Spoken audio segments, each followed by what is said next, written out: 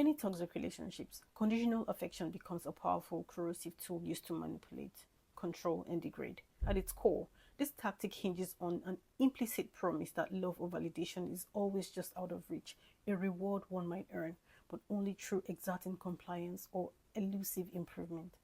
The damaging power of this manipulation lies in its subtlety, often disguising itself as motivation or tough love, while eroding the very foundation of a person's sense of worth. Conditional affection often looks like an ever-moving goalpost. Phrases like, "I'll love you when you're better," or maybe, "If you acted right, I'll treat you well." They are not simply words, they are weapons. By positioning love or kindness as contingent on certain behaviors, the manipulator effectively rewrites the roles of worthiness. It is no longer inherent. Instead, it becomes something to be earned, doled out as a transaction for compliant behavior. This conditional dynamic is particularly insidious because it establishes a cycle that feels endless and self-perpetuating.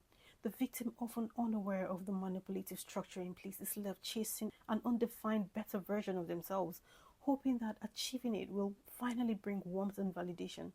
The goal is almost always unattainable, creating a relentless cycle where self-improvement is tied not to genuine worth, but to someone else's acceptance.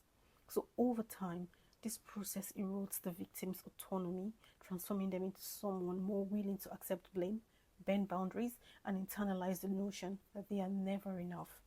Psychologically, the effects are profound. Conditional affection wears away at self-esteem, cultivating an environment of constant self-doubt and anxiety.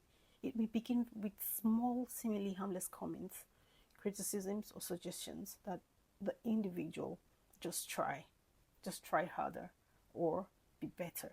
But gradually, it escalates into a psychological prison.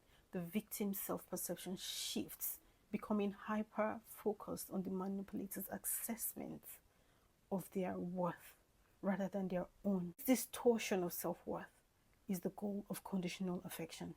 By linking value to compliance, the manipulator gains control, a silent yet binding influence over someone who feels they must earn every drop of love and care. One of the most devastating aspects of conditional affection is its ability to isolate. People trapped in these dynamics often feel as though they cannot discuss their struggles openly, fearing judgment or further rejection. The manipulator frequently implies, or even openly states, no one else will ever accept the victim as they are, reinforcing a sense of dependency. In this way, conditional affection becomes a tool for isolation, putting the victim further away from support systems and eventually from themselves. Recognizing conditional affection is the first step towards liberation. The message embedded in conditional affection is false. One's worth does not and should not depend on the approval or love of others. Healthy relationships are grounded in acceptance and unconditional respect, where love is freely given and not a tool for control. Reclaiming self-worth means stepping away from environments that make acceptance contingent on compliance. It's about relearning that worth is intrinsic and can never be bestowed or revoked by another person. Understanding conditional affection not only opens our eyes to the subtle manipulative strategies used in toxic dynamics, but also empowers us to redefine love. True love, in all its forms, should be unconditional, that's supportive, kind, and nurturing.